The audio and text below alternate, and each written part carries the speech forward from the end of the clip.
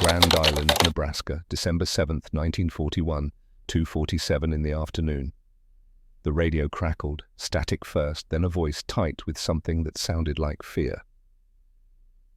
Japanese aircraft have attacked Pearl Harbor. Nathaniel Bridger stood in the kitchen doorway, 15 years old, holding a bucket of milk still warm from the morning's second milking. The bucket was heavy. His arms were tired, but he didn't move. His father sat at the table.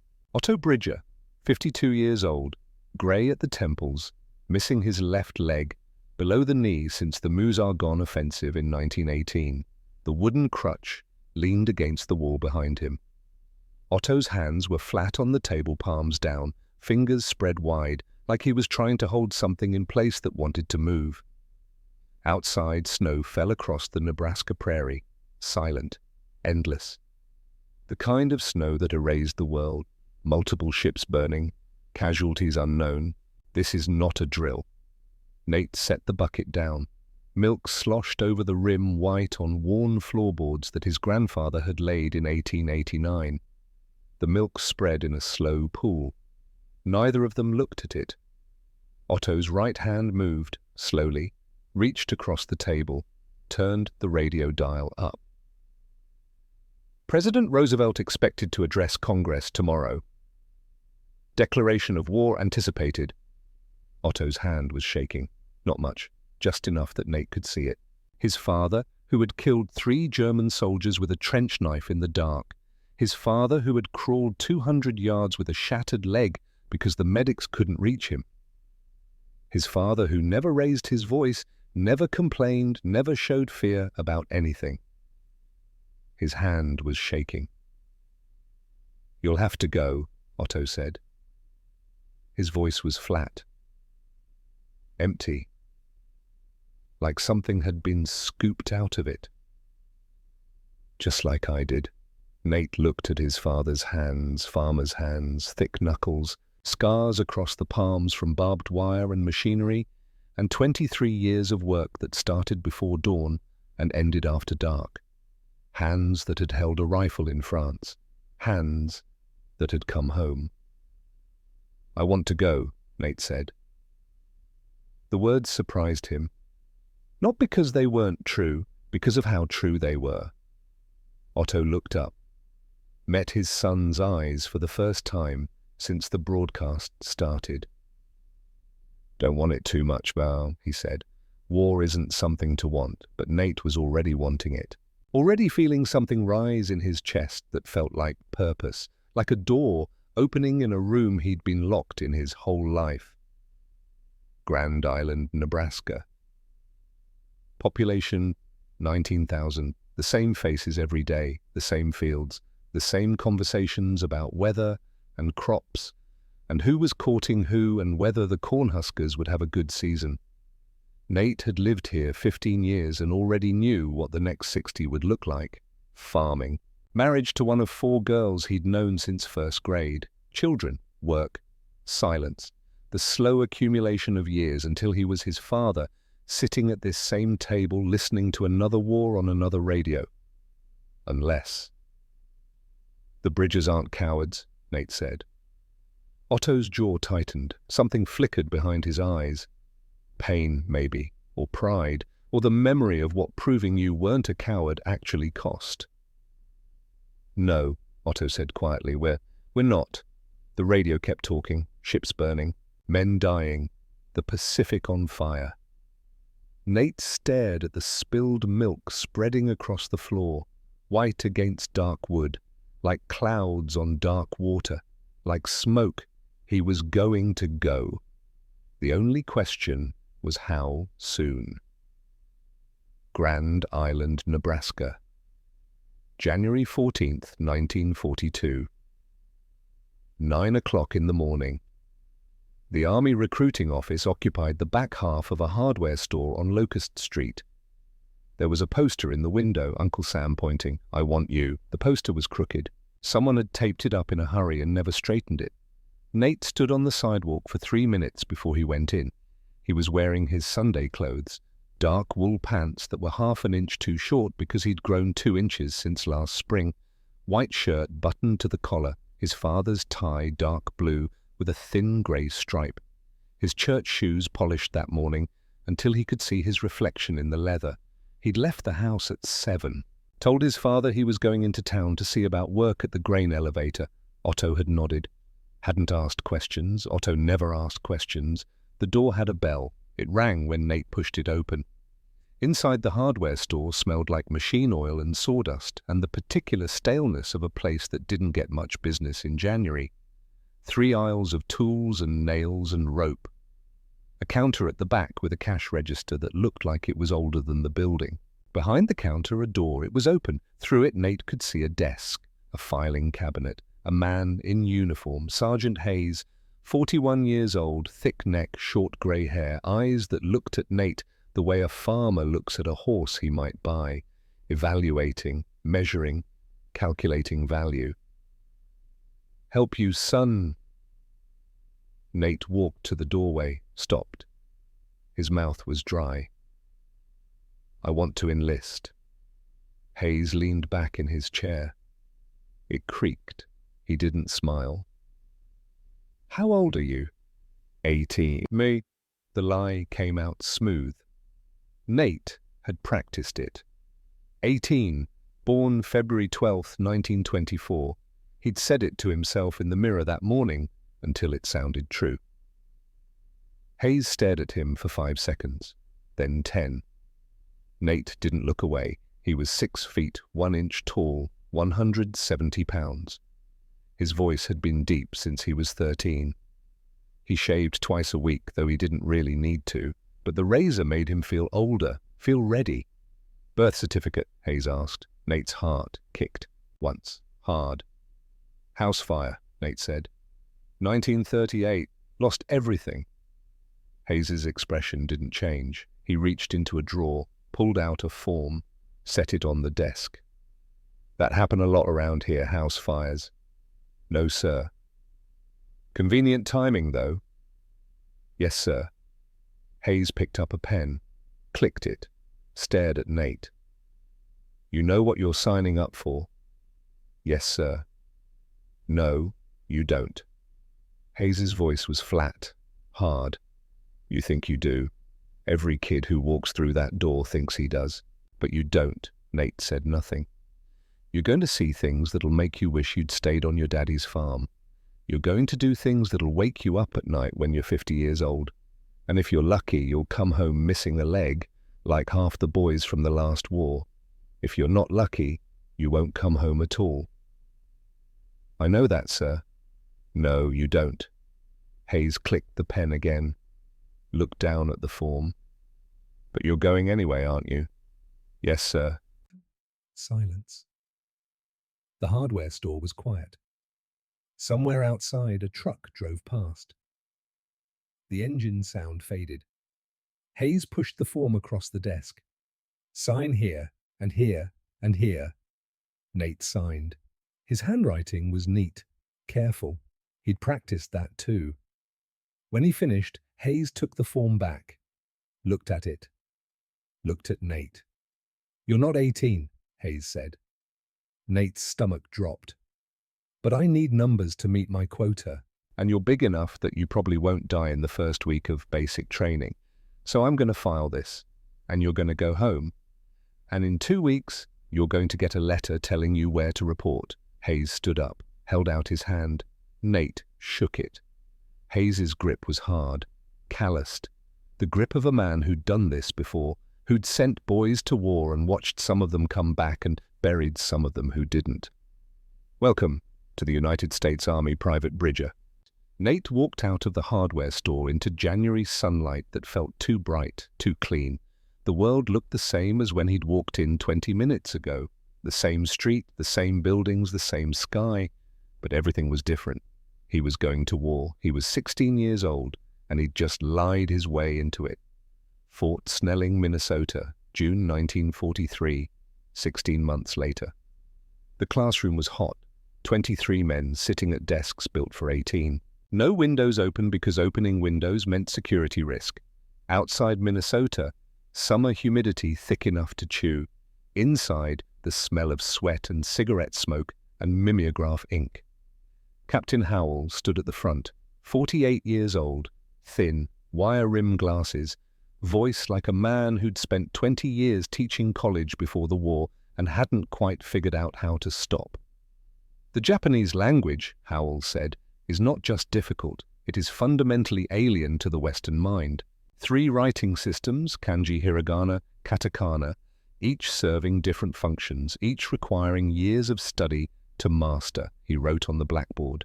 Characters that looked like art instead of letters. You have 8 weeks to learn enough to interrogate prisoners of war. This is impossible, but you're going to do it anyway. Nate sat in the 3rd row, notebook open, pen ready, but he wasn't taking notes. He was reading. The book in his lap was Japanese grammar, borrowed from the Fort Snelling Library 3 months ago. Never returned. He'd read it 4 times, cover to cover. There were notes in the margins in his handwriting, translations, questions, observations about sentence structure and verb conjugation, and the difference between formal and informal speech. Howell was still talking. Most of you will wash out. That's not pessimism, that's statistics. Last class we started with 32 students, 17 made it to week 6. 11 graduated, the rest were reassigned to infantry. Nate turned a page, found the section on honorific language, Kigo, the elaborate system of respect built into Japanese grammar.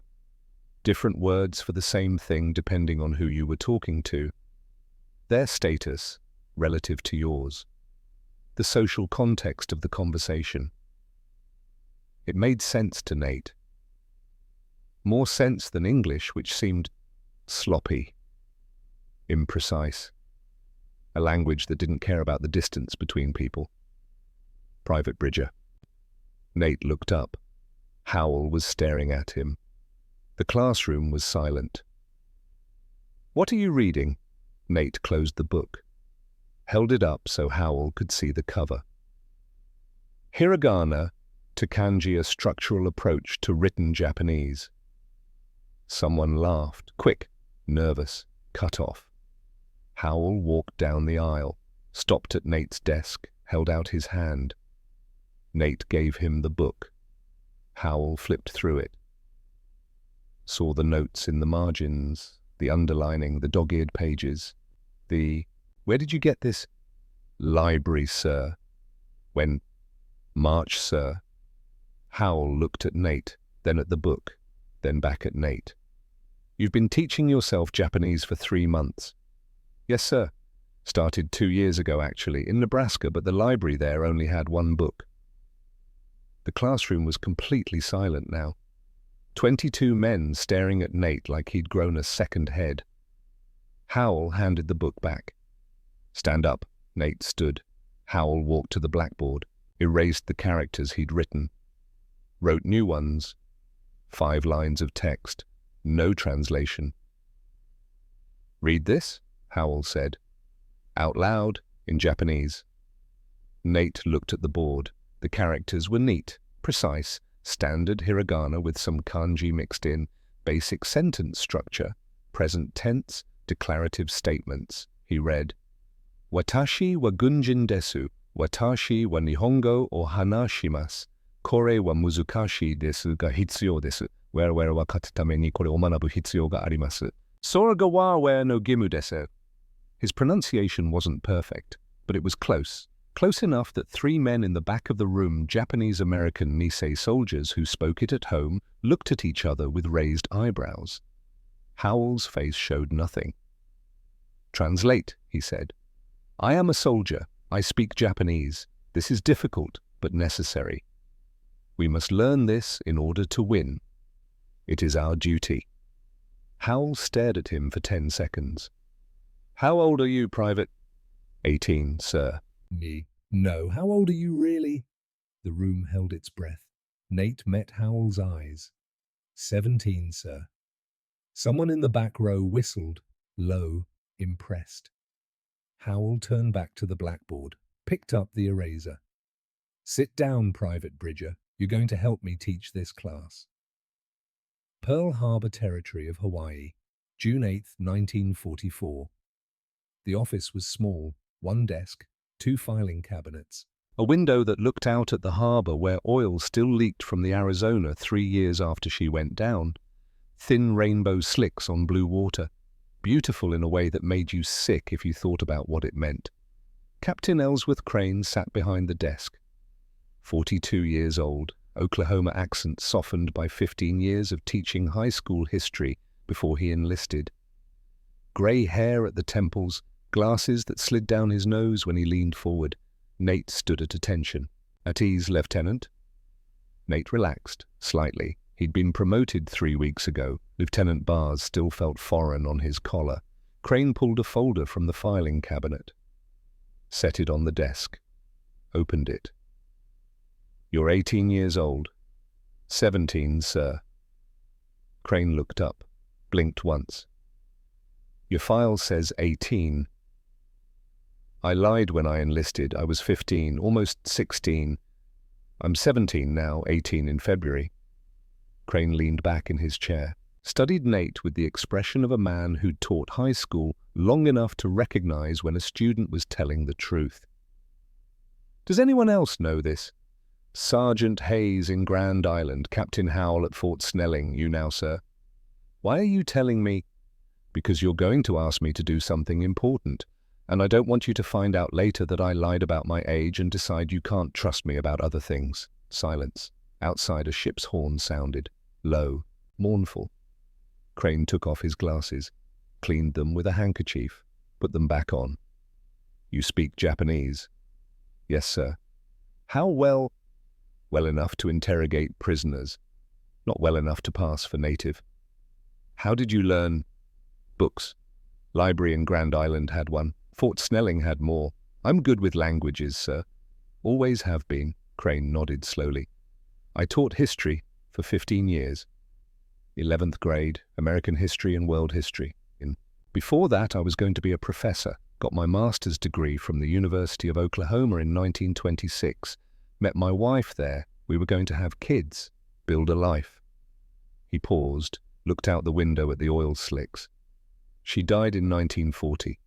Pneumonia. We never had kids, and I was teaching high school in a town where everyone knew everyone and no one ever left.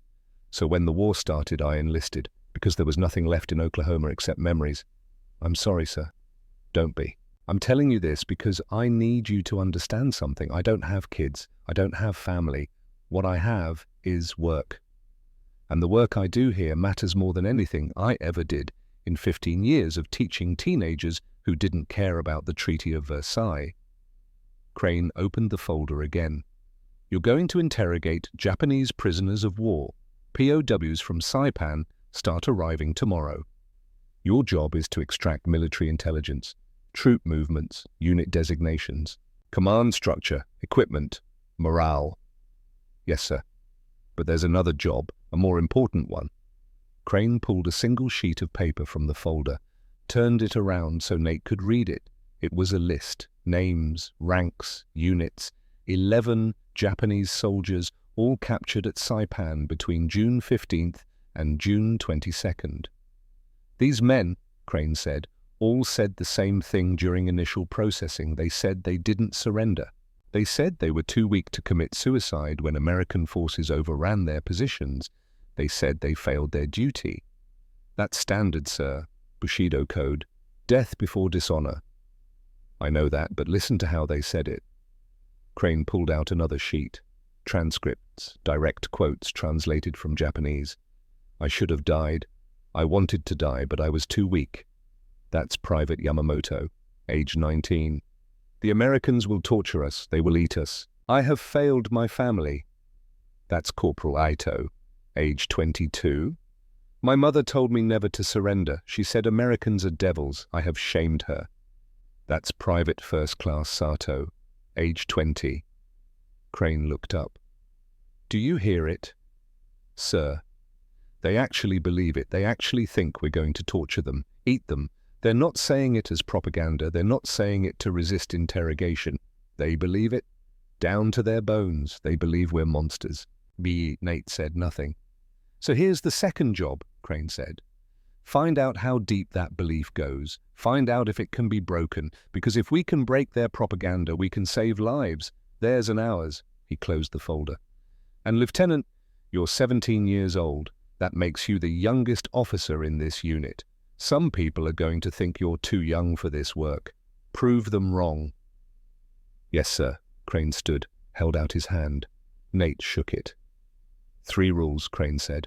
Rule 1, numbers don't lie. Rule 2, people lie about numbers. Rule 3, your job is to find the real numbers. I'll remember that, sir. Good, because sooner or later you're going to find numbers that people don't want you to find. And when that happens, you're going to have to decide what matters more, your career or the truth. Crane let go of Nate's hand. Dismissed, Lieutenant. Prisoners arrive tomorrow at 0700. Get some sleep. Nate saluted, turned, walked to the door. Lieutenant, Nate stopped, looked back. You lied about your age to get into this war. Don't lie about anything else. This work requires honesty, especially when honesty is dangerous. Yes, sir. Nate walked out into Hawaiian sunlight. The air smelled like ocean and engine oil, and the particular scent of a military base that never slept. He was 17 years old. He'd been assigned to interrogate enemy prisoners, and his commanding officer had just told him that someday he'd have to choose between his career and the truth. Nate walked across the base toward the barracks. He had no idea that the choice would come in 4 months, or that when it came, he'd choose truth, or that the choice would cost him everything. Pearl Harbor, territory of Hawaii. June 24th, 1944. 1400 hours. The interrogation room was concrete block painted institutional green. 1 table, 3 chairs, no windows. A single bulb in the ceiling behind a wire cage. The light was harsh, clinical. It made shadows sharp and black. Nate sat on one side of the table. Takeshi Yamashita sat on the other. 23 years old, 5 feet 6 inches tall, 81 pounds. He'd weighed 152 pounds when he'd enlisted in the Imperial Japanese Army 14 months ago. Now his cheekbones stood out like blades. His uniform hung on him like a tarp on a scarecrow. His hands were on the table. Palms down, fingers spread. They shook, constantly, small tremors that never stopped. Nate had his notebook open, pen ready. But he hadn't written anything yet. They'd been sitting in silence for 3 minutes. Yamashita stared at the table, not at Nate, at the table, like if he looked up he might see something worse than he could imagine. Nate spoke in Japanese. My name is Lieutenant Bridger. I'm here to ask you some questions. Yamashita didn't respond. You don't have to answer, but it will be easier if you do. Nothing. Nate tried a different approach. How long since you ate? Yamashita's eyes flickered. Just slightly. Still staring at the table. 2 days, he said. His voice was a whisper. Hoarse, like he'd been screaming. We can get you food. Why?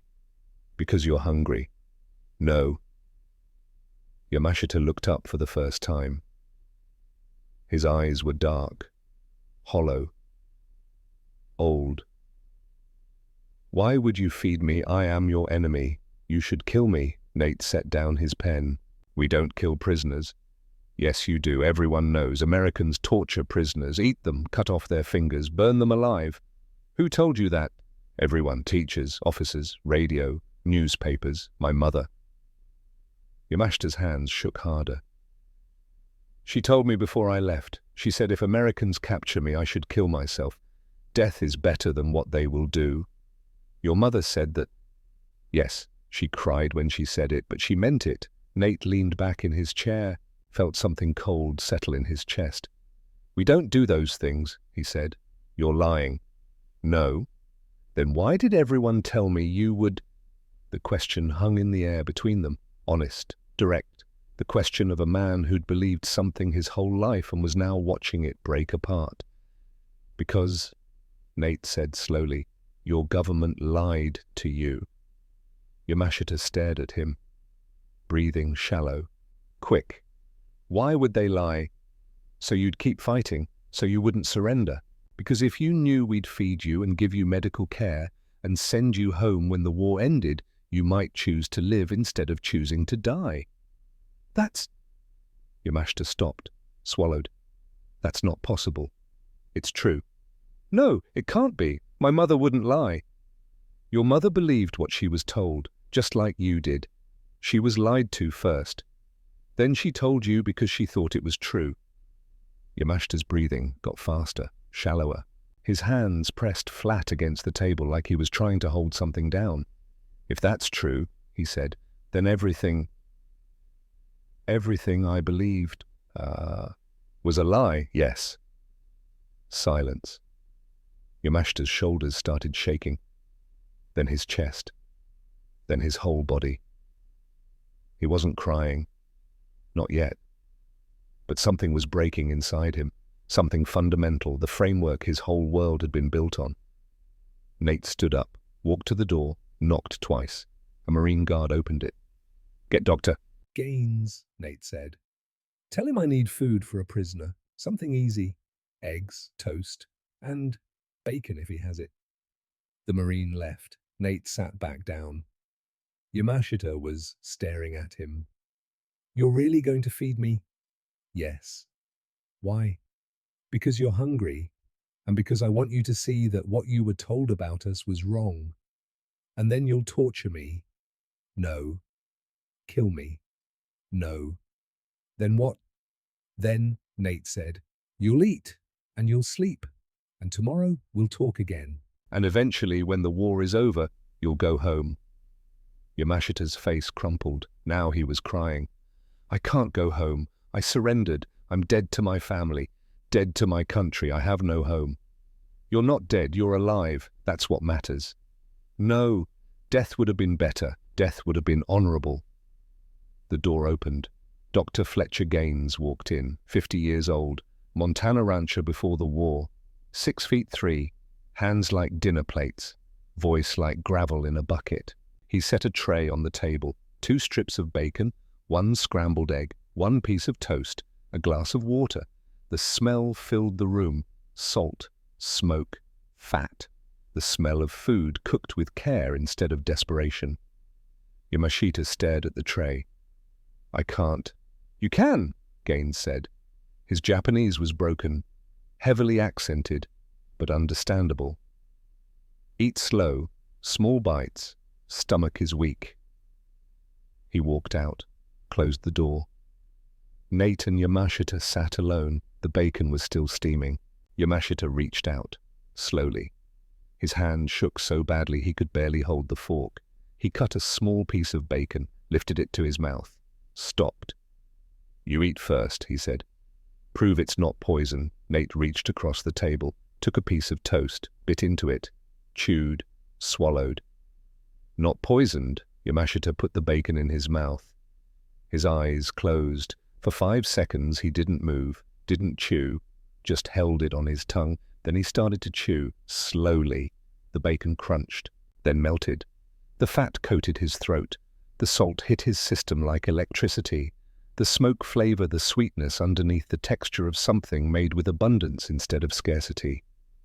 He swallowed, opened his eyes, and started crying again. But this time was different. This time the tears came with something that looked almost like relief. Oishi, he whispered. Oishi. Delicious. He took another bite. Then another, eating slowly, like Gaines had said, but eating, actually eating, not forcing down rice gruel or seaweed or the thin soup that had kept him barely alive for months on Saipan. Real food. Between bites he spoke. My mother. In Kyoto. What is she eating? Nate said nothing. She wrote me in March. Last letter I got, she said rice ration cut again. She said she was eating wild grass, boiling tree bark. Yamashita ate another piece of bacon. And I'm eating this. His hands shook harder. I'm eating bacon, real bacon, American bacon, and my mother is eating tree bark. He set down the fork. You were right, he said. Death would have been better, not because of honor, because I don't deserve this. I don't deserve to eat when she's starving. Nate leaned forward. The war did this, not you. You didn't choose to be captured. You didn't choose to be fed. The war made these choices. But I'm alive and I'm eating and she's... Yamashita couldn't finish. He picked up the fork again, ate the egg, the toast, drank half the water. When he finished, he sat back, put his hands on the table. Thank you, he said. You're welcome. I still think you're going to kill me. We're not.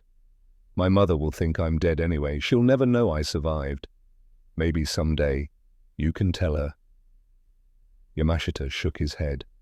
No, even if I survive, even if I go home, I can never tell her I ate American bacon while she ate tree bark. She would never forgive me. He looked at Nate. Would your mother forgive you?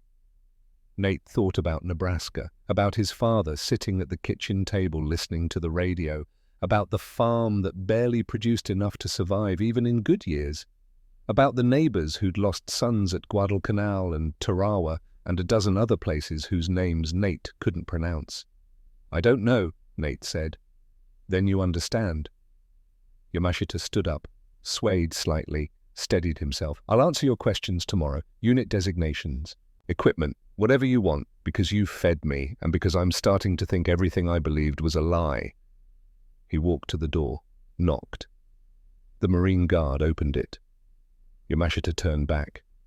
The bacon, he said. That was the best thing I've ever tasted. I'll remember it until I die. Then he was gone. Nate sat alone in the interrogation room. The empty plate was still on the table. Grease shining under the harsh light, the smell of bacon fading. He thought about Yamashita's mother in Kyoto eating tree bark. He thought about his own father in Nebraska eating whatever the farm provided. He thought about the difference between them. And for the first time since he'd enlisted, Nate Bridger wondered if the men he was interrogating were really that different from him. They'd all been lied to.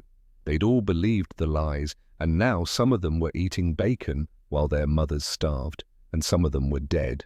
And the only difference was which side you were born on. Pearl Harbor, July 18th, 1944, 0900 hours, Captain Crane's office. The window was open. A breeze came off the harbor carrying salt and heat and the smell of ships. Crane sat behind his desk, 3 folders in front of him, all marked classified. Nate stood at attention.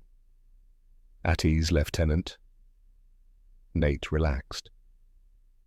Crane opened the first folder.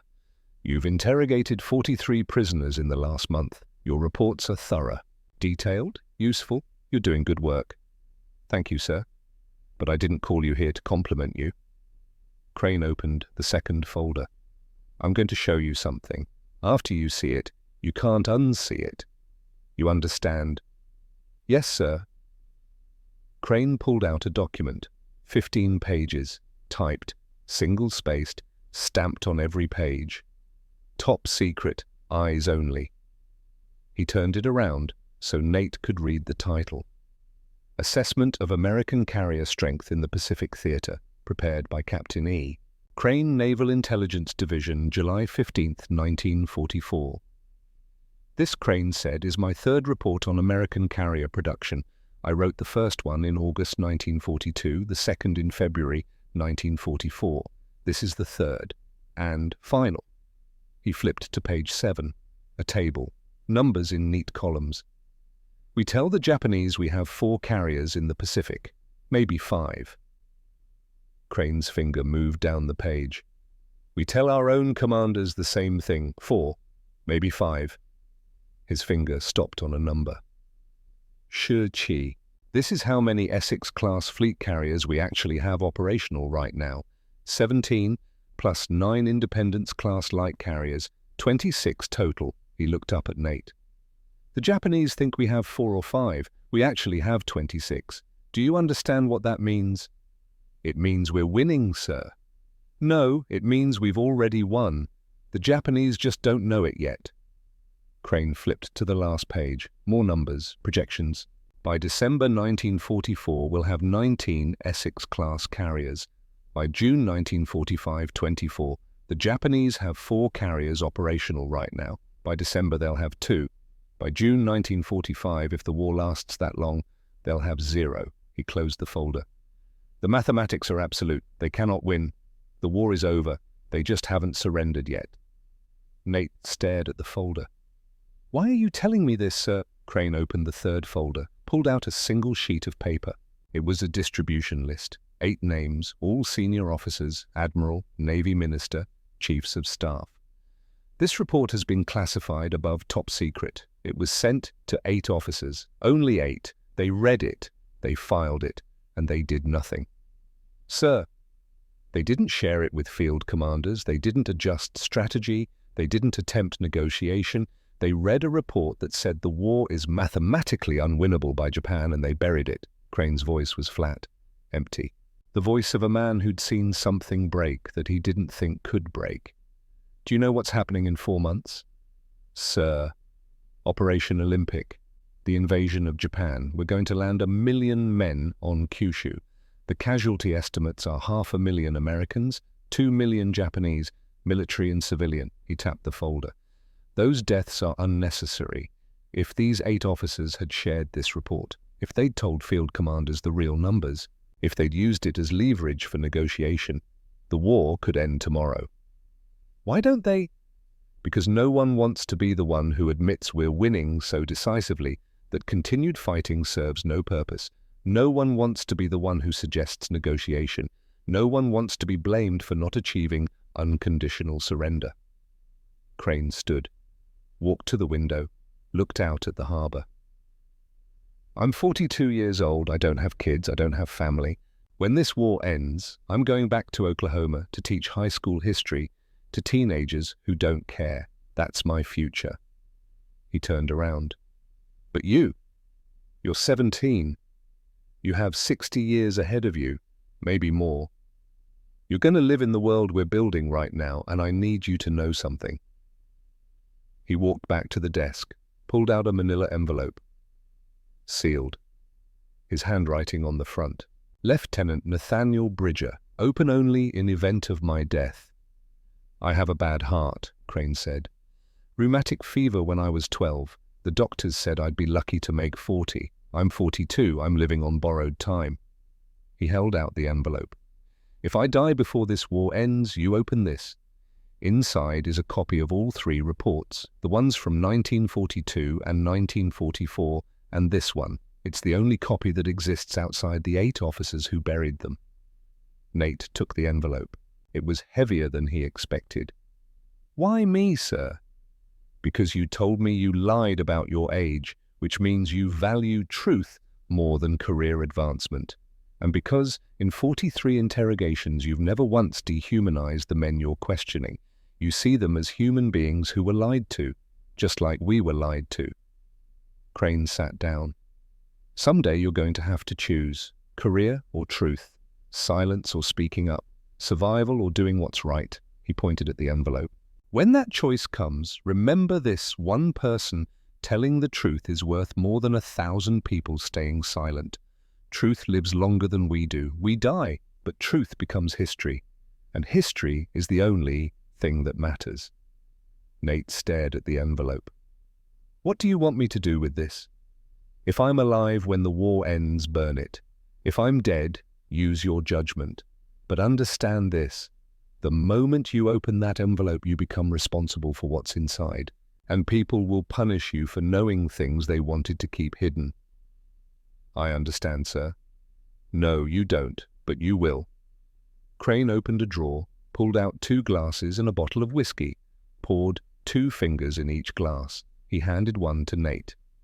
"You're 17, technically too young to drink, but you're old enough to die for your country, so you're old enough for one drink with your commanding officer."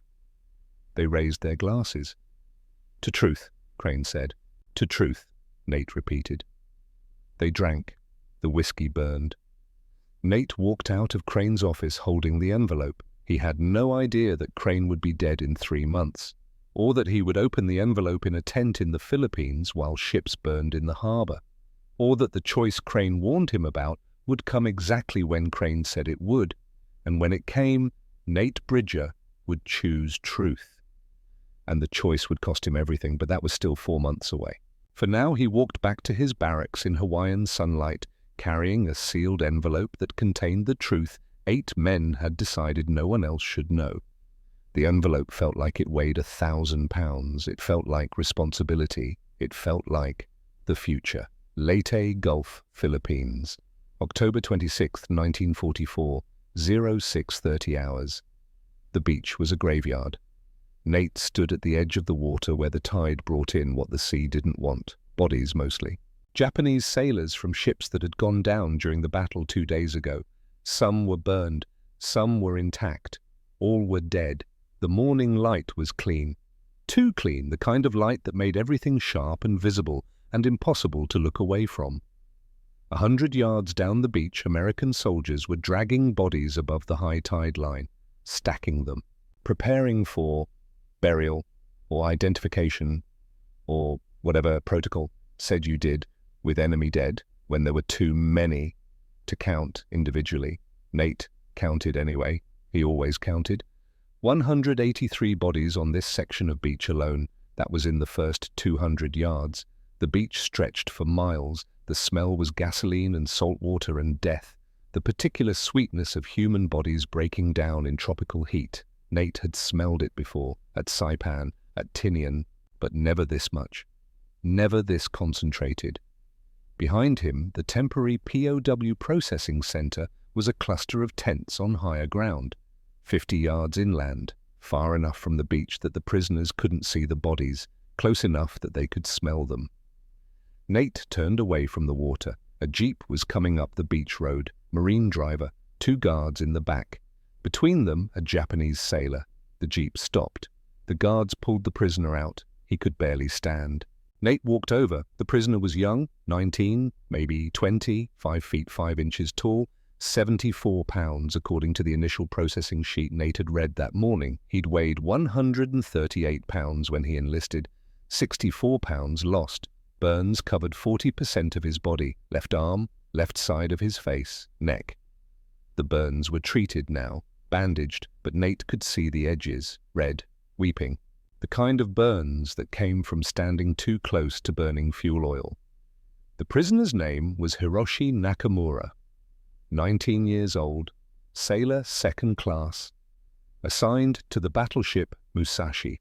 The Musashi that had taken 19 torpedo hits and 17 bomb hits before she capsized and sank on October 24th, taking 1,023 men with her. Nakamura had been in the water for 18 hours before an American destroyer picked him up. Lieutenant Bridger. The Marine Corporal was young, maybe 22, Texas accent. "This one's yours. Doc says he's got 48 hours max. Internal injuries, burns, malnutrition. He's not going to make it." Understood. The Marines helped Nakamura into the processing tent, sat him in a chair, left. Nate sat across from him. Nakamura stared at the ground. His hands were in his lap. The right hand was bandaged, the left hand was whole but shaking. Constant small tremors like an engine idling. Nate spoke in Japanese. "My name is Lieutenant Bridger. I need to ask you some questions." Nakamura didn't look up. "How many American carriers attacked Musashi?" Silence. "How many aircraft did you see?" Nothing. Nate tried a different approach. "When did you eat last?" Nakamura's head lifted slightly, not looking at Nate, just lifting. 3 days, he whispered. "Maybe 4. I don't remember." "Are you hungry? What does it matter? I'm going to die." "Maybe, but not today, and not hungry." Nakamura looked at him for the first time. His eyes were dark, sunken, old in a face that should have been young. "Why do you care if I'm hungry? I'm dead anyway. Dead to my country. Dead to my family. This body just hasn't stopped yet. You're not dead. You're alive. That's what matters." "No." Nakamura's voice was flat, final. Alive is worse. Alive means I failed. Alive means I surrendered. You didn't surrender. You were rescued. Same thing. Nate leaned back, felt the familiar weight of this conversation. He'd had it 43 times at Pearl Harbor, 56 times at Saipan, each time the same, the shame, the certainty of death, the absolute conviction that being alive was a failure. How many carriers attacked Musashi? Nate asked again. Nakamura was quiet for 10 seconds. Then he spoke. I don't know. We were told 4, maybe 5, American carriers in Philippine waters. How many aircraft did you see? Hundreds. Endless. They came in waves. 60 aircraft, then 80, then 100. For 2 days, bombs, torpedoes. We shot down some, but more came, always more. His hands shook harder. 4 carriers cannot make that many aircraft. 4 carriers cannot attack for 2 days without stopping. I know this. Everyone on Musashi knew this, but intelligence said 4 carriers, so we believed 4 carriers. What do you think now? Nakamura looked at Nate. I think we were lied to. I think there were more than 4, many more, and I think we sailed into a battle we could not win because no one told us the truth. Nate said nothing. How many carriers attacked us? Nakamura asked. Tell me, I'm going to die anyway. Tell me the truth. Nate made a decision. 17. Nakamura's face went blank, like someone had erased an expression before it could form. 17, he repeated. The word sounded foreign in his mouth. 17 Essex-class fleet carriers, plus 6 light carriers, 23 total. 23, Nakamura started laughing. It was a horrible sound, wet, broken. Not laughter at all, really, just sound coming out of a body that didn't know what else to do. The laughter turned to coughing. The coughing turned to choking. Nakamura bent forward, hands on his knees, body shaking. Nate stood, walked to the tent entrance, called for the medic. A Navy corpsman came in, not Gaines, a different doctor, younger, Dr. Howard Kellerman, 38 years old, Chicago surgeon before the war, reassigned to Philippines 3 weeks ago. Thin, wire rim glasses, careful hands. He looked at Nakamura, looked at Nate. He's dying, Kellerman said in English. I know. You want me to make him comfortable. I want you to feed him. Kellerman raised an eyebrow. Feed him what? Something good, something real. He's got 48 hours. Let one of them be worth remembering. Kellerman stared at Nate for 3 seconds, then nodded. I'll see what I can do. 20 minutes later, Kellerman came back with a tray, 4 strips of bacon, 2 eggs scrambled, 3 pancakes with butter and maple syrup, a bottle of Coca-Cola. He set it on the small table between Nate and Nakamura. The smell filled the tent. Salt, smoke, caramelized fat, sweetness, the smell of abundance, of care, of food made with ingredients that didn't come from desperation. Nakamura stared at the tray. What is this food? Nate said. Why? Because you're hungry, and because you deserve to eat something good before you die. Nakamura's hands were shaking so badly he couldn't pick up the fork. Nate picked it up for him, put it in Nakamura's right hand, closed the fingers around it. I haven't eaten meat in 8 months, Nakamura said. His voice was a whisper. Since we left port. Only rice, sometimes fish, mostly nothing. He stared at the bacon. 4 strips, still steaming. Then he set down the fork, picked one up with his fingers instead. No utensils, just his hand, brought it close to his face, inhaled. The smell hit him like a memory he'd forgotten. Salt, char, fat rendering. The smell of peacetime, the smell of abundance, the smell of a world where people had enough. His hands started shaking worse. In Hiroshima, he said, my mother is boiling tree bark, making soup from grass. The last letter said she lost 12 pounds. She weighs maybe 90 pounds now. He bit the bacon, didn't chew, just bit down and held it in his mouth. The texture was wrong. Too rich. Too much flavor. His body didn't know what to do with it. 8 months of rice gruel and seaweed. 8 months of starvation rations, and now this. He chewed once. Twice. The fat exploded across his tongue, not melted, burst, like a dam breaking, coating everything, his teeth, his throat, the inside of his cheeks. The salt came next. Not a taste. A shock, electrical, his body screaming for it. Cells that had been starving for sodium suddenly flooded. Then the sweetness, underneath everything, caramelization, sugar in the cure, maple undertone, something his brain labeled as American, though he'd never been to America. He swallowed. The bacon went down heavy, thick. His stomach cramped immediately. Too rich, too much. But also exactly what every cell in his body was begging for. He ate the second piece faster, chewed it properly this time, let the flavors separate. Salt first, then smoke, then the sweet char from the edges, then that underlying maple sweetness that made no sense but tasted like hope anyway.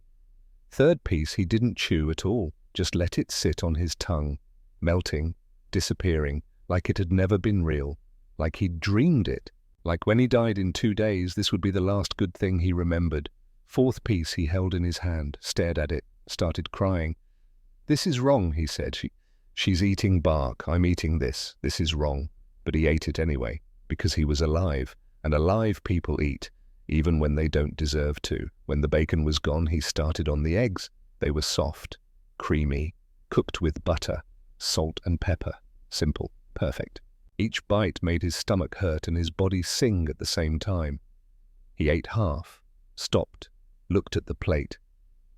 "I can't eat any more. If I eat more, I'll forget." Forget what? That my mother is starving, that my shipmates are dead, that I failed everyone who ever believed in me. He pushed the plate away.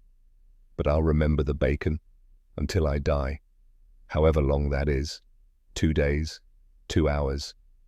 I'll remember how it tasted." He looked at Nate. "Thank you for that." "You're welcome." "Mun, can I ask you something?" "Yes." "The 17 carriers, if our intelligence had told us the truth, if they'd said 17 instead of 4, would we have sailed?" Nate thought about it. "I don't know, that's not my decision. But your intelligence, you know how these things work. If commanders knew the real numbers, would they send us anyway?" "Maybe. Probably. Orders are orders. Then it doesn't matter."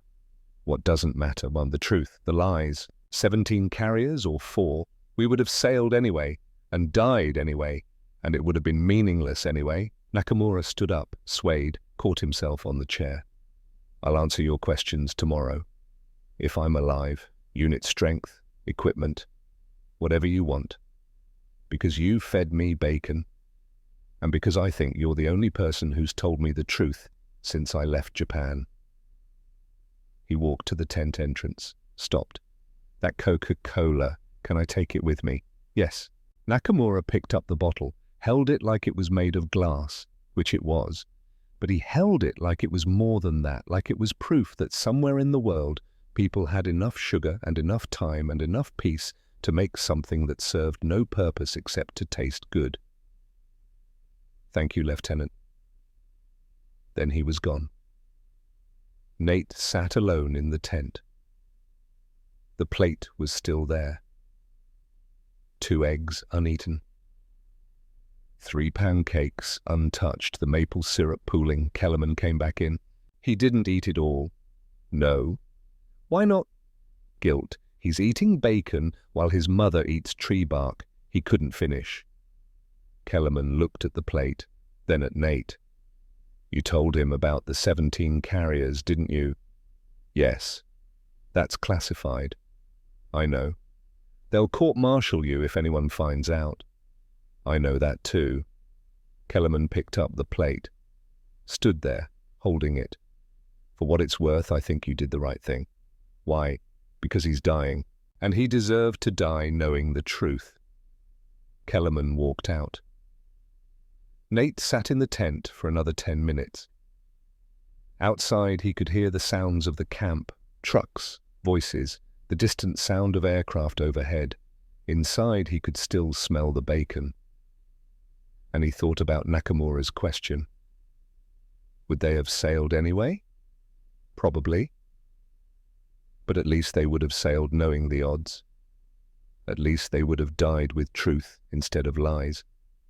Nate stood up, walked out of the tent into Philippine sunlight. He had 12 more prisoners to interrogate today. He was going to tell all of them about the 17 carriers. And he was going to keep telling them until someone stopped him. Leyte Gulf, Philippines, November the 1st, 1944, 03:40 hours. Nate woke to someone shaking his shoulder. Marine Corporal, young, face pale. "Lieutenant, the prisoner, Nakamura, he's asking for you." Nate grabbed his boots, didn't lace them, ran across the camp to the medical tent. Nakamura was on a cot. 2 kerosene lamps, Dr. Kellerman standing back. Face grim, Nakamura's breathing was shallow, rapid, the death rattle starting. Nate knelt beside the cot. Nakamura's eyes opened, barely. "Lieutenant," he whispered. Japanese. "I need... tell you." "I'm here. The bacon. Best thing ever tasted." "I know. But 17 carriers, that was..." He coughed. Blood flecked his lips. "That was truth. First time Anyone told me truth." His hand moved, found Nate's. "Tell my mother if you can. Tell her I died knowing truth, not lies. I will. Better than honor. Better than Bushido. Truth is better." His grip loosened. One more breath, then stillness. Kellerman checked his pulse, shook his head. 03:47 hours. Nate sat on the floor next to the cot. Nakamura was 19 years old. He'd weighed 74 pounds. He'd eaten 4 strips of bacon. and he'd died knowing the war was a lie. That was more than most people got. But it wasn't enough. It would never be enough. Nate stood, walked out of the medical tent into pre-dawn darkness. The camp was quiet. Most men still asleep. He walked to his tent, sat on his cot, thought about Nakamura's last words. "Tell my mother." Nate didn't know how to do that, didn't know if he'd ever be able to, but he'd remember a 19-year-old boy who died knowing truth, and maybe that was all anyone could do. Leyte Gulf, Philippines, November the 3rd, 1944, 1400 hours. The telegram came to the processing center at 2 in the afternoon. Nate was in the middle of an interrogation when a Marine corporal knocked on the tent pole. "Lieutenant Bridger, this just came through. They said it's urgent." Nate took the telegram. It was 3 lines. "Regret to inform, Captain Ellsworth Crane died November 1st, 1944, Pearl Harbor. Stop. Heart failure. Stop. Services pending. Stop." Nate read it twice. The prisoner across from him, a 26-year-old lieutenant named Kazuo Ishida, was watching. "Bad news?" Ishida asked in English. He spoke it well. He'd studied literature at Waseda University before the war. "My commanding officer died." "I'm sorry." Nate folded the telegram, put it in his pocket. "We'll continue this tomorrow." Of course. Nate walked out of the tent. His hands were shaking, not from grief, not yet, from something else. The envelope. Crane had given it to him 3 months ago, sealed, with instructions written on the front in Crane's neat handwriting. Lieutenant Nathaniel Bridger. Open only. In event of my death. Nate walked to his tent. It was small. 1 cot, 1 footlocker, a lantern, a folding chair. He opened the footlocker. The envelope was at the bottom, under his spare uniform, under his letters from home, hidden but not forgotten. Nate pulled it out. sat on the cot, held the envelope in both hands. Outside the camp was loud. Trucks, generators, men shouting, the normal chaos of a military installation that never slept. Inside the tent, silence. Nate opened the envelope. 3 reports, each one 15 to 20 pages, stapled, typed, single-spaced, stamped, top secret, eyes only on every page. Report 1. Assessment of American Carrier Production Capacity, dated August 15, 1942, by Captain E. Crane, Naval Intelligence Division Report. 2. Update on American Fleet Carrier Strength, dated February 28, 1944, by Captain E. Crane, Naval Intelligence Division Report. 3. Final Assessment of American Carrier Strength in the Pacific Theater, dated July 15, 1944, by Captain E. Crane, Naval Intelligence Division. Nate read Report 1 first. Crane's analysis from 1942 was careful, measured. It noted that American shipyards were building carriers faster than pre-war estimates predicted. It projected that by mid-1944, the United States would have 10 to 12 fleet carriers operational. It recommended updating strategic planning to account for American industrial capacity exceeding Japanese estimates. At the bottom of the last page, stamped in red ink, recommendation dismissed, assessment deemed too pessimistic. Report 2 from February 1944 was more urgent. Crane had documented 15 Essex-class carriers either operational or in final fitting-out stages. He projected 18 by year's end. He noted that Japanese intelligence estimates remained fixed at 4 to 5 carriers. He recommended immediate strategic reassessment. The red stamp at the bottom read, classified above top secret, distribution limited to designated personnel only. Report 3 from July was different. The tone was no longer measured. It was mathematical, final, absolute. 17 Essex-class fleet carriers operational, 9 Independence-class light carriers operational, 26 fleet carriers total, Japanese carrier strength 4 operational. Projected American strength December 1944, 19 Essex-class. Projected American strength June 1945, 24 Essex-class. Projected Japanese strength December 1944, 2 carriers. Projected Japanese strength June 1945, 0. Mathematical conclusion. Japanese victory impossible. Continued combat serves no strategic purpose. Recommend immediate reassessment at highest governmental level. The red stamp, classified above top secret, eyes only. Distribution list attached. Nate flipped to the distribution list. 8 names, all senior officers. Navy Minister Aldrich Pemberton, Admiral Thurston Whitlock, Commander Combined Fleet. 6 others with titles that meant they made decisions that killed thousands. Stapled to the back of Report 3 was a handwritten note. Nate recognized Crane's handwriting immediately. The note was dated October the 15th, 1944, 2 weeks before Crane died. Nate, if you're reading this, I'm dead. Probably my heart. The doctors said it would go eventually. I'm surprised I lasted this long. These 3 reports represent 2 years of work, 2 years of collecting data, analyzing production numbers, calculating ratios.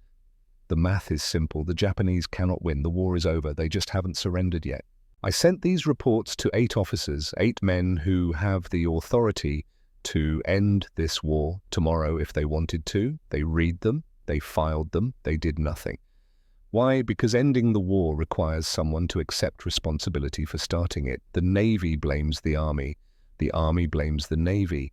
Both blame politicians. Politicians blame military leadership.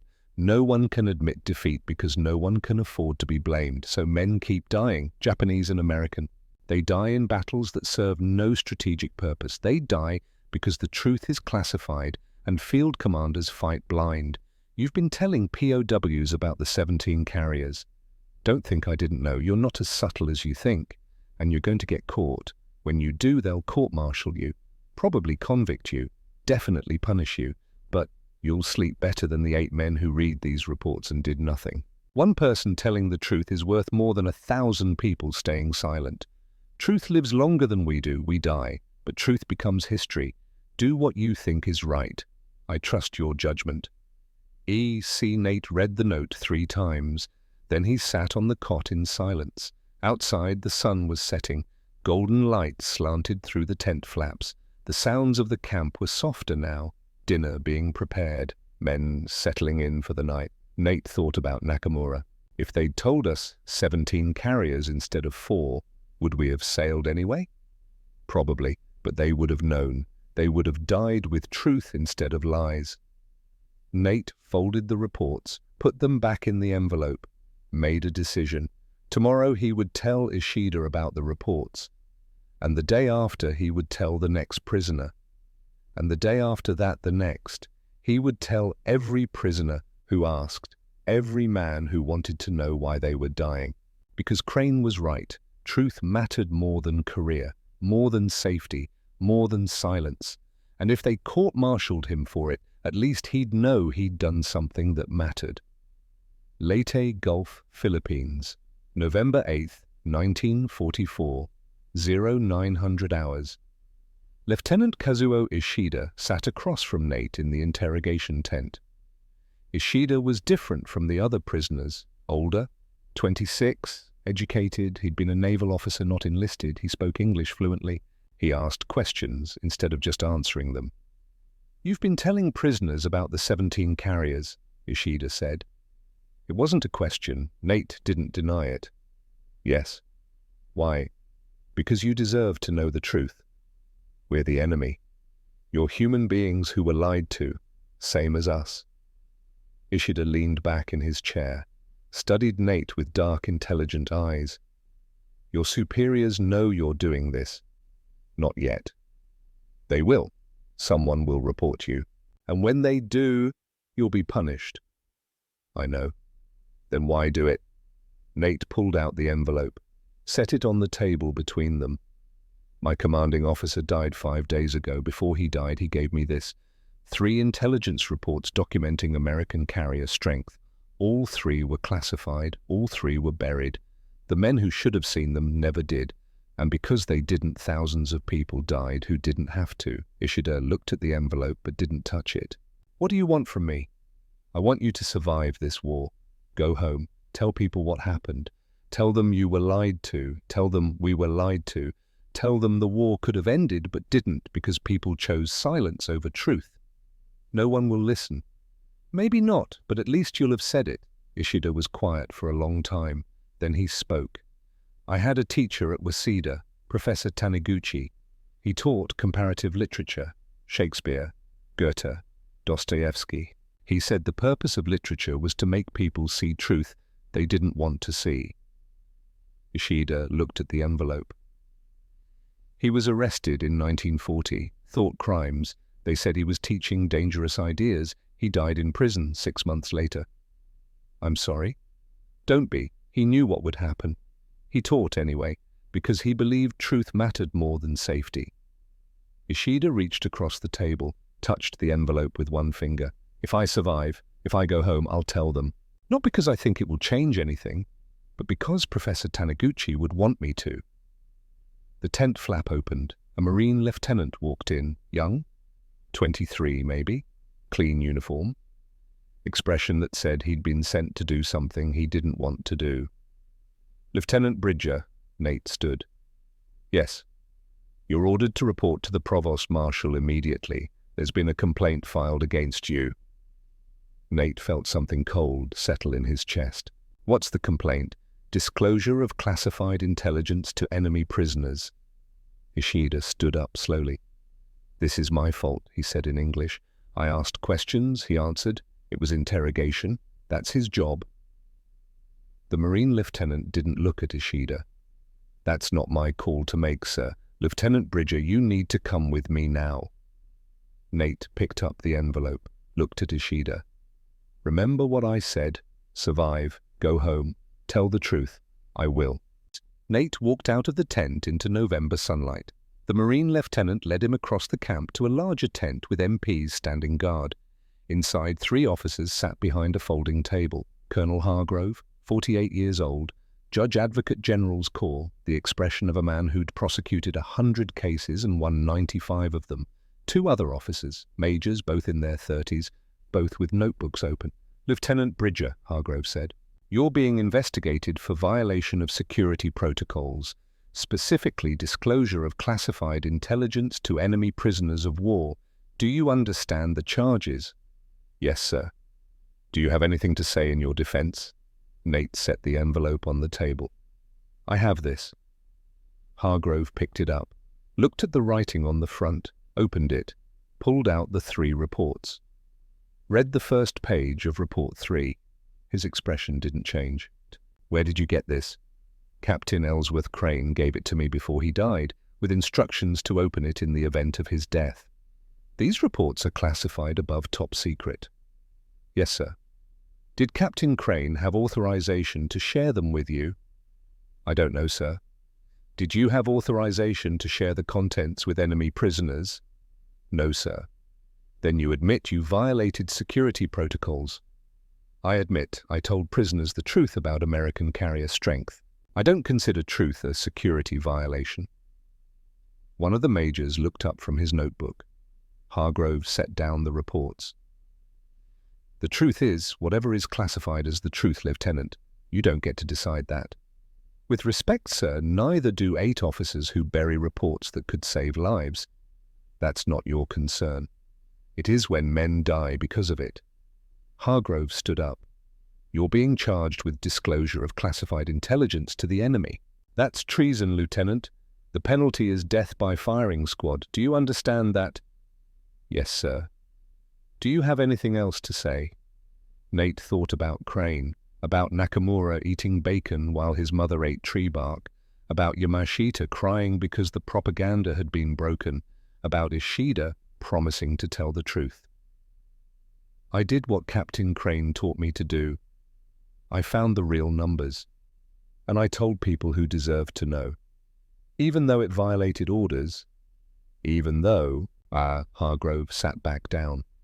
"You'll be confined to quarters pending court-martial. The trial date will be set within 30 days. Dismissed."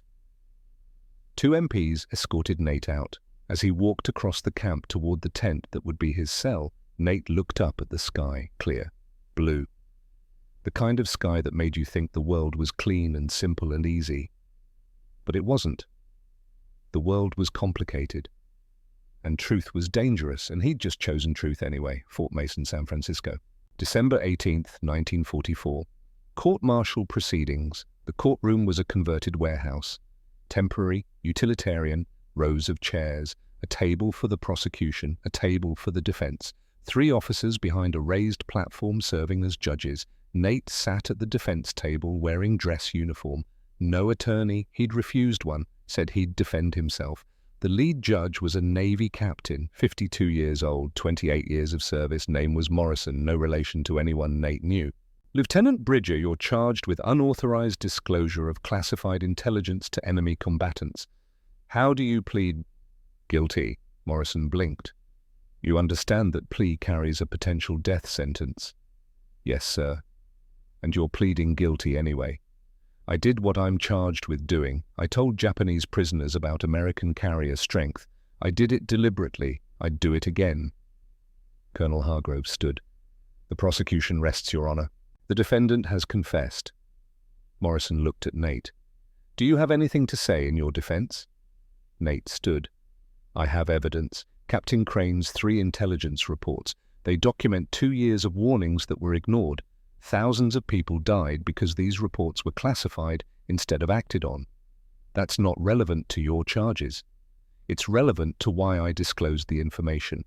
These reports show that field commanders were fighting blind.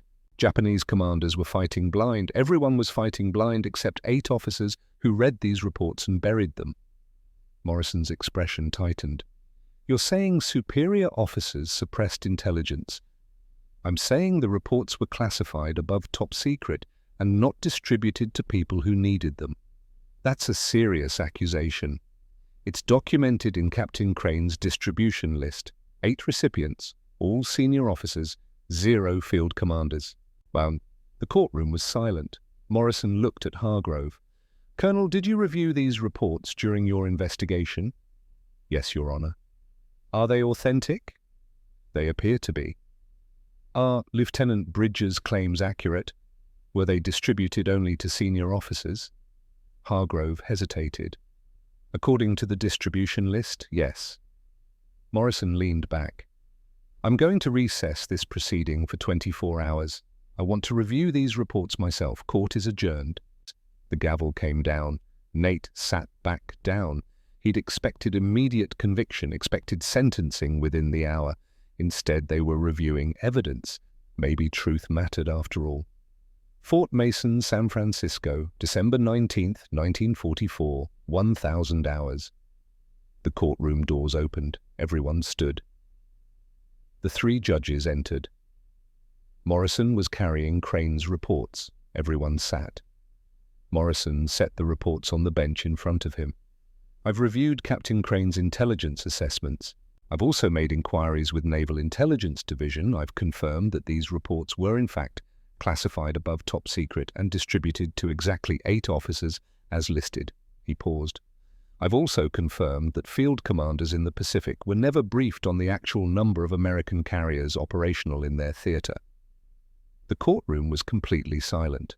Furthermore, I've confirmed that Japanese intelligence estimates of American carrier strength were consistently 4 to 5 carriers when actual strength was 17 to 26. Morrison looked at Nate. Lieutenant Bridger, you disclosed classified intelligence to enemy prisoners. That violates security protocols. That is treason under military law. Nate said nothing. However, Morrison picked up the reports. These documents suggest that the classification of this intelligence served no strategic purpose. The information was not classified to protect American forces. It was classified to avoid accountability for strategic failures. He set the reports down. That doesn't excuse your violation, but it provides context. Morrison looked at the other 2 judges. They nodded.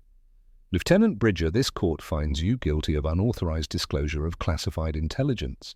However, given the circumstances and the evidence presented, we're reducing the charge from treason to insubordination. He paused. You're sentenced to 6 months confinement at Fort Leavenworth Military Prison.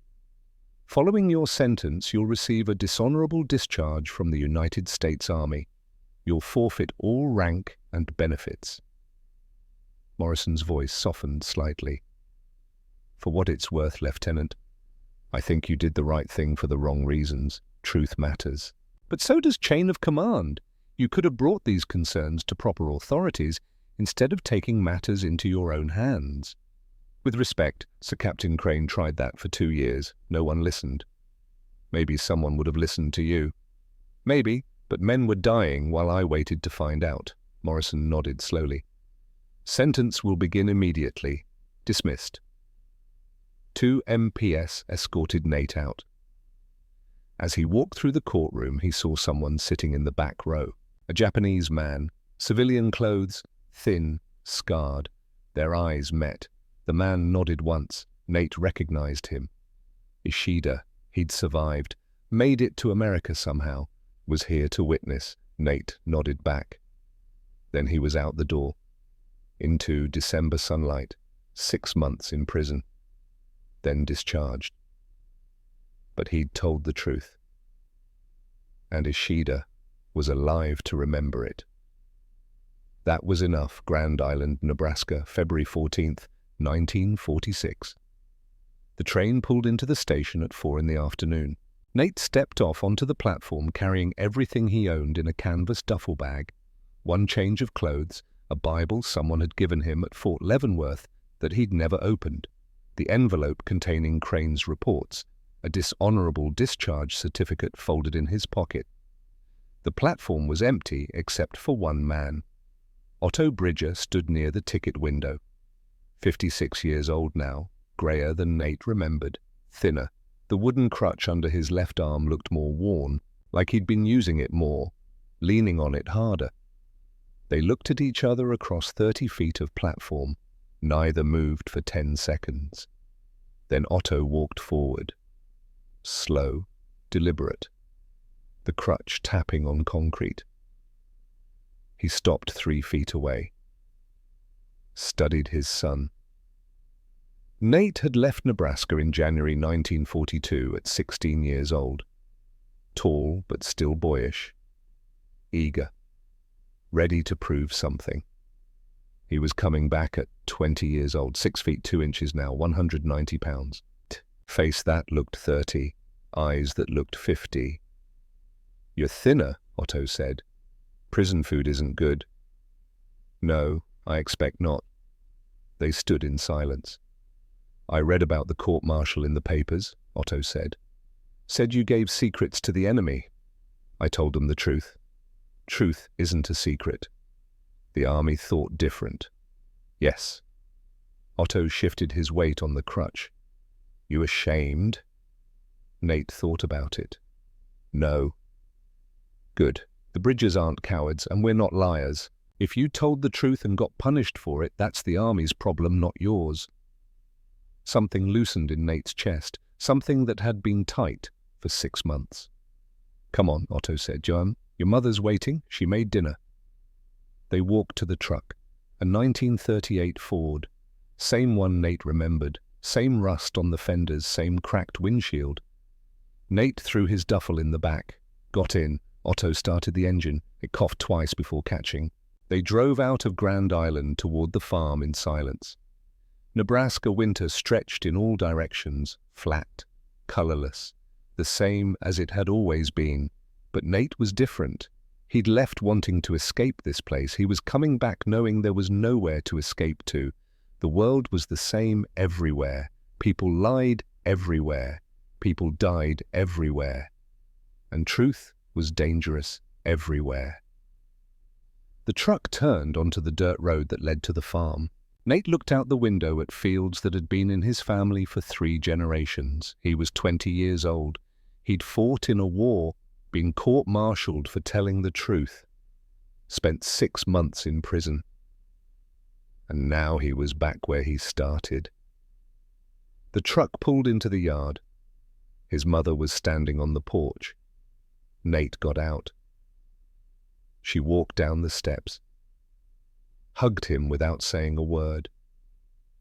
He hugged her back. And for the first time since Nakamura died eating bacon in a tent in the Philippines, Nate Bridger cried, "Grand Island, Nebraska, December 22nd, 1946. The letter came on a Saturday. Nate was working in the barn, repairing a harness, mindless work that kept his hands busy and his mind quiet. His mother called from the house. "Nathaniel, letter for you." He walked across the yard, boots crunching on frozen ground. She handed him an envelope, cream-colored paper, expensive. "Return address in Oklahoma City, Mrs. Constance Crane." Nate opened it, standing in the kitchen. Inside was a letter. And something else. A small leather-bound book. The letter was handwritten. Neat script. The writing of a woman who'd been a teacher before she married. "Dear Lieutenant Bridger, my husband spoke of you often in his letters.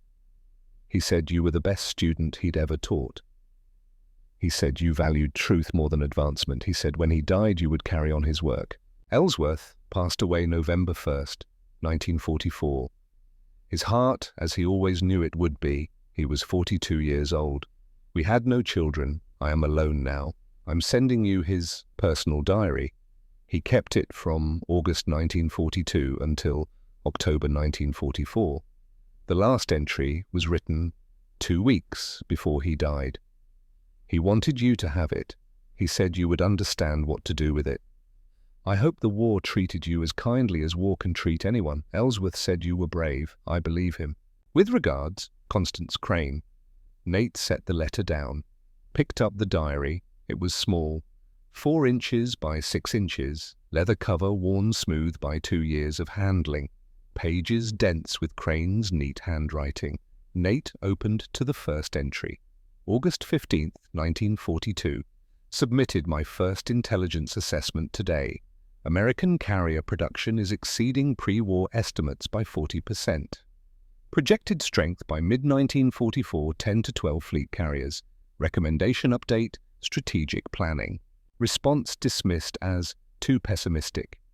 They don't want to hear that the enemy is weaker than we thought. They want certainty, confidence. They want war to be simple. But war is mathematics, and the mathematics say we're winning so decisively that the only question is when, not if. I tried to tell them. They didn't want to listen. Nate turned pages, found an entry dated February the 15th, 1944. Second report submitted. 15 carriers operational. 18 projected by year's end. Recommended immediate strategic reassessment. Response classified above top secret. Distribution limited to 8 officers. They read it, they filed it, they did nothing. Why? Because admitting we're winning this decisively means someone has to explain why we're still fighting. Someone has to accept responsibility for every death after the point when victory became mathematically certain. No one wants that responsibility, so they bury the reports, and men keep dying. And I keep writing reports that no one will act on. More pages. July 20th, 1944. Final report submitted. 17 carriers operational. Japanese estimate 4. The gap is so wide now it's almost laughable. Almost. Except men are dying because of that gap. Distribution list. 8 officers. Same 8 who buried the first 2 reports. I know they'll bury this one too. But I had to try. Nate closed the diary, sat down at the kitchen table. His mother was watching him. Bad news. No, just remembering. He sat there for an hour, thinking about Crane, about Nakamura eating bacon, about Ishida in the courtroom nodding, about truth and lies and the cost of choosing between them. Finally, he stood up, put the diary in his pocket, walked out to the barn, started writing. Grand Island, Nebraska, April the 15th, 1958, 12 years later. Nate was 32 years old now, working as a mechanic at the John Deere dealership in town. Married to a woman named Evelyn he'd met at church in 1950. 2 kids, Marcus, age 6, Sarah, age 4.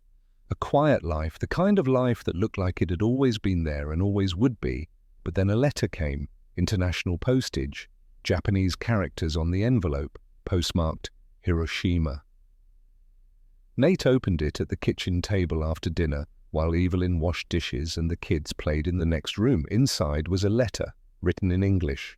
The handwriting was shaky but careful.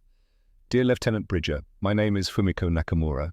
I am writing to you from Hiroshima, Japan. My son was Hiroshi Nakamura. He was a sailor on the battleship Musashi. He died in the Philippines in October 1944. His body never came home. But in 1957, I met a man who survived the same battle. He told me about an American officer who gave my son food before he died, bacon and eggs and something called pancakes. He said my son cried because it tasted so good. He said my son spoke about his mother, about me. He said my son was worried what I was eating. Are you this officer? If you are, I want to thank you. I survived the atomic bomb. August 6th, 1945. I was 3 kilometers from the center. I was burned, scarred, but I lived. My son died 6 months before the bomb. He never came home, but knowing that he ate something good before he died, knowing that someone showed him kindness, this brings me peace. I have enclosed a photograph. This is Hiroshi when he was 17, before the war, when he was still smiling. Thank you for giving my son kindness when he needed it most. With gratitude, Fumiko Nakamura. Nate pulled out the photograph. A young man, 17 years old, school uniform, standing next to an older woman, both smiling at the camera. Hiroshi looked nothing like the skeletal dying man Nate had met in a tent in the Philippines. This Hiroshi looked healthy, happy, like he had a future. The woman next to him, Fumiko, looked strong, proud, a mother with her son. Nate stared at the photograph for 10 minutes. Then he got out paper and pen. Dear Mrs. Nakamura, yes, I am the officer who gave your son food before he died. His name was Hiroshi. He was 19 years old. He weighed 74 pounds. He had burns on his left side. He was very sick, but he was brave and kind, and he spoke about you with great love. I gave him bacon and eggs and pancakes with maple syrup. He said it was the best food he had ever tasted. He cried while he ate, not because he was sad, because he remembered you. He said you were eating tree bark while he was eating bacon. He said he didn't deserve it. I told him he did deserve it. I told him the war made these choices, not him. He died peacefully, holding my hand. His last words were, "Thank you. I'm sorry I couldn't save him. I tried, but I was just one person. And the war was bigger than both of us. I hope you found peace after the bomb. I hope the scars healed. I hope you know your son loved you very much. With respect, Nathaniel Bridger." He sealed the letter, addressed it, set it on the table. Evelyn came in from the kitchen. "Who's the letter from?" "A woman in Japan. Her son died in the war. I was there when it happened." "She found you after all these years?" "Yes." Evelyn sat down next to him. "Are you okay?" "I don't know." She took his hand. "You did what you could. That's all anyone can do." "I gave him bacon, that's all, just bacon and eggs, and he died anyway. But he died knowing someone cared. That matters." Nate looked at the photograph again. Hiroshi at 17, smiling, alive. "I told him the truth about the war, about the 17 carriers, about how his commanders lied to him. I got court-martialed for it, spent 6 months in prison. I know, but he still died. The truth didn't save him." "Maybe not. But he died knowing what he was dying for. That's more than most people get." Nate folded the letter, put it in his pocket. "I'm going to the post office tomorrow. Mail this." "Good." They sat in silence. In the next room, Marcus and Sarah were laughing about something. The sound of children who didn't know about war, who didn't know about bacon given to dying men, who didn't know their father had been court-martialed for telling the truth. Nate wanted to keep it that way. He wanted them to grow up in a world where truth wasn't dangerous, where kindness wasn't radical, where feeding hungry people wasn't an act of rebellion. But he knew that world didn't exist, had never existed, would never exist, so he'd tell them the truth when they were old enough, and hope they'd choose truth anyway. Grand Island, Nebraska, June 1965. Letter from Ishida. First one in 7 years. Nate opened it at the kitchen table. Evelyn was at work, kids at school. "Bridger-san, I am writing a book about the war, about the lies about you. I have found 12 other POWs you interrogated. All survived. All remember you told them about 17 carriers. Would you answer some questions for my research? I want to tell the truth, like Professor Taniguchi would have wanted, like you taught me." K.E.I. Nate sat staring at the letter for 20 minutes. 12 POWs, 12 men who survived. 12 men he'd told the truth. He got out paper and pen, started writing, answered every question Ishida asked, sent copies of Crane's diary entries, sent court-martial transcripts, sent everything, because Ishida was doing what Crane said mattered, turning truth into history. And if 12 men survived because Nate spoke up, then maybe the 6 months in prison had been worth it. Maybe Crane had been right all along. One person telling the truth was worth more than 1,000 staying silent. Hiroshima, Japan. September the 3rd, 1973. 25 years after the letter. Fumiko Nakamura was 69 years old now, small, bent, burn scars covered half her face and neck. She walked with a cane. She stood in the arrival terminal at San Francisco International Airport, looking lost. Nate was 47. Graying at the temples, reading glasses in his shirt pocket. He'd taken the day off work to meet her. They saw each other across the terminal, recognized each other from photographs they'd exchanged over 25 years of letters. Nate walked over. Fumiko bowed. "Mr. Bridger, Mrs. Nakamura." They stood awkwardly for a moment. Then Fumiko spoke in halting English. "Thank you. For letters. For 25 years. For remembering my son. Of course, I bring something. For you." She reached into her bag, pulled out a small package wrapped in silk. Nate unwrapped it. Inside was a diary, worn, water-damaged, pages brown with age. "Hiroshi's diary," Fumiko said. "Found in 1971 in Navy archives. His belongings sent to me." She opened it to a page near the end. October 25th, 1944, the day before Hiroshi died. The entry was in Japanese, but Fumiko had translated it, written the English translation on a separate paper. Nate read, "Today, an American officer gave me food, bacon, eggs, pancakes, Coca-Cola. I cried while I ate, not because it was delicious, though it was. The most delicious food I have ever tasted. I cried because I realized something. Everything they told us was a lie. They said Americans are demons, that they torture prisoners, kill them, eat them. But this officer gave me bacon, gave me kindness. He told me the truth about the carriers. 17, not 4.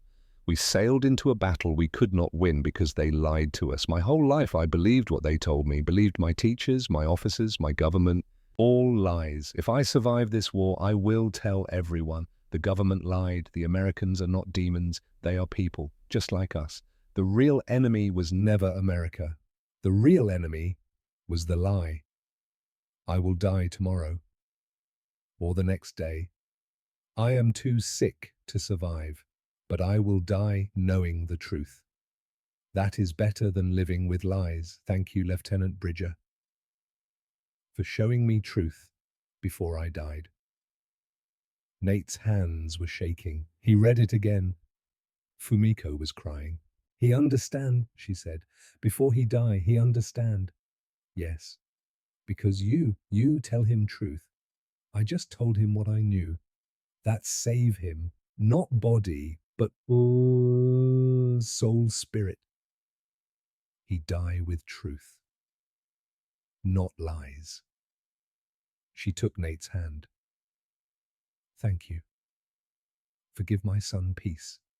They stood in the airport terminal. Around them, people rushed past, flights being called, families reuniting, the normal chaos of a place where people came and went. But Nate and Fumiko stood still and connected by a boy who died 29 years ago eating bacon. A boy who learned the truth before he died. A boy whose last diary entry was a thank you to the man who told him. "I have something for you too," Nate said. He pulled an envelope from his jacket. Inside was Crane's diary, the one Constance had sent him in 1946. "This was written by my commanding officer, Captain Crane. He wrote about the 17 carriers, about how the truth was buried, about how men died because of it." He handed it to Fumiko.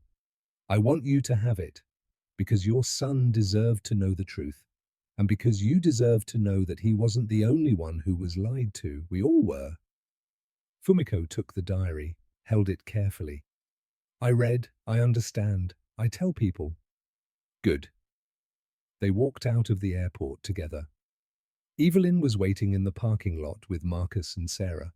Marcus was 29 now, married. Sarah was 26, teaching. Introductions were made. Fumiko stayed for 3 days. On the last day before she flew back to Japan, she gave Nate a gift, a small wooden frame. Inside was the photograph of Hiroshi at 17, the one she'd sent in 1958. "For you," she said. "Remember my son. Remember he die with truth." "I will. And remember, you save him, maybe not body, but soul. That matter more." She bowed. Nate bowed back. She got on the plane. Nate watched it take off, flew back to Japan carrying Crane's diary, carrying the truth about the 17 carriers, carrying the story of men who died because other men chose silence. Grand Island, Nebraska, March 1987. Package arrived from Japan, large, heavy. Nate opened it at the kitchen table. Inside a book, hardcover, Japanese text on the cover, but the title page had English translation, "The 17 Carriers' Testimony of Japanese POWs Who Were Told the Truth," by Kazuo Ishida. A note clipped to the first page, Ishida's handwriting, English. "Bridger-san, I promised I would tell them. It took me 42 years, but I kept my promise.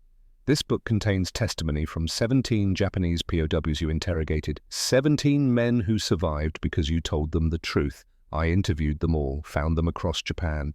Some farmers, some teachers, one Buddhist monk, All alive, all because you spoke up. The book will never be popular. Japanese people don't want to hear that their government lied. American people don't want to hear that their victory was built on mathematical certainty, not heroism. But it exists. The truth exists in print. Professor Taniguchi would be proud, and so am I. Kazuo Ishida. Nate opened the book, flipped to the dedication page. It was in English for Captain Ellsworth Crane and Lieutenant Nathaniel Bridger, who chose truth when silence was easier, who saved 17 men by speaking up, who proved that one person telling the truth is worth more than 1,000 staying silent. Nate closed the book, set it on the table, stared at it for 20 minutes. 17 POWs. He'd saved 17 men, not with weapons, not with tactics, with truth. Crane had been right all along. Truth lived longer than they did. And now it was in print, in 2 languages. Permanent. Evelyn came home, found him sitting at the table, the book in front of him. What's that, proof, Nate said. That it mattered. Grand Island, Nebraska, December 6th, 2001. Nate Bridger died on a Thursday morning, 75 years old, heart failure, the same thing that had killed Crane 57 years earlier. The funeral was on Saturday. 240 people came, family, friends, co-workers, veterans from the local VFW, and 3 people who'd flown from Japan. An old man, 83 years old, thin, dignified. He walked to the front of the church during the eulogy portion, spoke in accented English. My name is Kazuo Ishida. I was a prisoner of war in 1944. Lieutenant Bridger interrogated me. He told me the truth about the 17 carriers. He told me the war was a lie. I didn't believe him. Ishida paused. But when the war ended, I checked. 17 carriers, exactly as he said. He was court-martialed for telling me this, sent to prison, dishonorably discharged. He sacrificed his career for truth. I am alive today because of him. I am 83 years old. I have children, grandchildren, great-grandchildren. All because Lieutenant Bridger told me the truth. He bowed toward the casket. Thank you, Bridger-san, for saving my life, not with weapons, but with honesty. He sat down. Marcus stood up. 57 years old now, looked like his father. He read from a letter Nate had written before he died. To my children, I spent 6 months in prison for telling the truth. Some people think that makes me a criminal. Some think it makes me a hero. I'm neither. I'm just a man who couldn't close his eyes when he saw lies killing people. Captain Crane taught me that one person telling the truth is worth more than 1,000 people staying silent. He was right. Truth doesn't always win. It doesn't always save people. It doesn't always make things better. But it matters anyway. Because we die.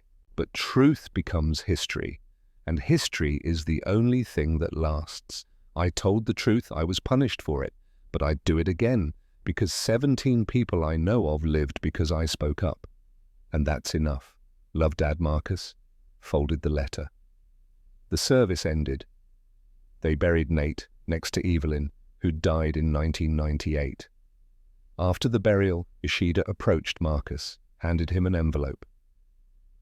This is from Fumiko Nakamura, Hiroshi's mother. She died last year. She wanted your father to have this. I brought it. Marcus opened it. Inside was a letter and a photograph. The letter was in Japanese, with an English translation attached. Dear Nathaniel, I am 97 years old. I will die soon. I wanted to write you one more time, to thank you for giving my son truth before he died. I have told his story to everyone, students, teachers, journalists, anyone who would listen, the story of the American officer who fed a dying enemy soldier, who told him the truth when everyone else lied. Because of you, people know. They know the war was built on lies. They know truth matters more than victory. They know kindness is possible, even in war. Thank you, Nathaniel Bridger, for being the one person who refused to close his eyes. I will see you again. When we die, We will tell Hiroshi and Captain Crane that their truth mattered. With eternal gratitude, Fumiko Nakamura. The photograph was new, recent, a memorial in Hiroshima. Small, simple. 2 names engraved in stone. Captain Ellsworth Crane, U.S. Navy Intelligence, Lieutenant Nathaniel Bridger, U.S. Army. Intelligence below the names, an inscription. They told the truth when silence was easier. They saved lives by speaking up. Truth lives longer than we do. Marcus stared at the photograph. His father had never told him about a memorial in Hiroshima, had probably never known it existed. But it was there, in a city that had been destroyed by atomic fire. A memorial to 2 American officers who'd told the truth about 17 carriers, who'd been punished for it, who'd chosen courage over silence. Marcus looked at the grave. "You did it, Dad. You made history." The wind blew across the cemetery, cold, clean, the kind of wind that came across Nebraska prairies and carried everything away. But some things didn't blow away. Some things lasted. Truth lasted. Kindness lasted. The choice to speak up when staying quiet was easier. That lasted. And 75 years after Nate Bridger lied about his age to join a war, his truth was carved in stone in Hiroshima, his name next to Crane's. Both of them remembered, both of them honored, not for winning battles, but for refusing to be silent, for telling men who were dying that they deserved to know why, for choosing truth over career, for being the one person who wouldn't close their eyes.